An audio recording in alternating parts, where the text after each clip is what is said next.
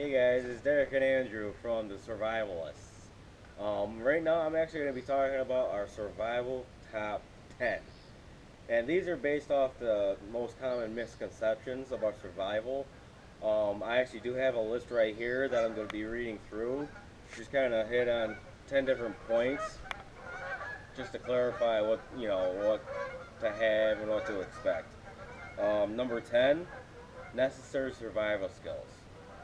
That's one of the biggest things, especially if you're going to be out camping or just a short trip or even a few days to a week.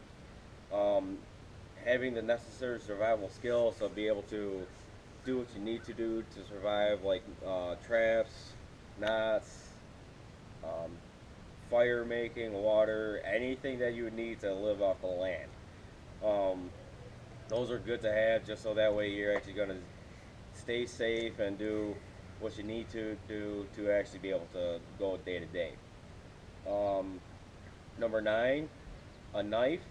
It's not always necessary, but it is one good thing to have that makes it a lot easier, especially if you have to cut anything or something like that. Number 8, having a survival tent or a pack. That's always a plus because that way you'll actually have the necessary things to actually have to go out and be able to utilize what you have versus, oh, I don't have anything. How am I going to do it? Number 7, you're not going to always be able to catch fish. One of the biggest things is having the necessary tools to be able to go out and catch fish, especially if there's water. But even then, it's not always a guarantee because there may not be any fish in the water. Um, Number 6, you can't catch fish on land. It'd be like going on a fishing trip in the Sahara Desert. You're not going to catch anything. You're probably going to catch a lot of sand, which you're not going to like, but can't do it. Number 5, there is no guarantee on fire. Yeah, you can have a lot of dry wood and have all the necessary skills and stuff like that to build a fire, but what if it gets wet? The wood gets wet, it rains, something like that. It'll actually be very difficult, not impossible, but very difficult to actually make the fire. Um, unless you dry the wood out. Number 4, the biggest thing, uh, exposures and injuries. The number one cause for death or bad health is not from predatory animals. Believe it or not, it's actually from getting injured. It could be from getting a laceration in just the right spot that could be deadly. It could lead to infection. Could be a rolled ankle, a broken leg, broken limb, fall down, get a concussion. Those are your biggest things, especially dehydration and starvation, especially from the weather. Another thing is heat exposure or exposure to the cold. You can get hyperthermia or hypothermia.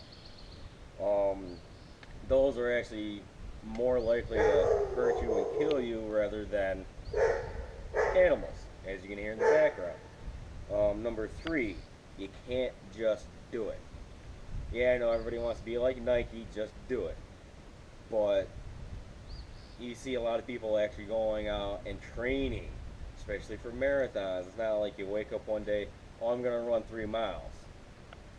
You're going to find out you're going to be short of breath after the first mile, let alone after the first 3. Um, but the biggest thing is going out and actually practicing and training yourself to be able to do this stuff. Number 2, impact of dehydration. Normally, in everyday society, on average, you can go 3 days without water, at least a week without food. But when you're out surviving, especially in heat, those 3 days automatically gets cut down to 12 hours or less. So being dehydrated and having water is very important. Um, and number 1, the top 4 importances. I actually have them listed out. Number 4 is gear. Yeah, you can have the gear. Alright, sweet. You got something to use. Number 3 is the knowledge and how to use that. Yeah, I have the gear and I know how to use it, but I'm not very skilled, which number 2 is the skill that you're going to need to be able to know how to use that gear to go out and survive. But, alright, yeah, I have that stuff. Then the number one most important thing is the absolute will to be able to go out and use this stuff. Because without the will, everything else doesn't count. If you don't have the will, forget about the skill and the gear and the knowledge. You're not going to last long. But as of right now, that's our survival top 10. Hope you guys enjoy. Stay tuned and we'll keep you posted.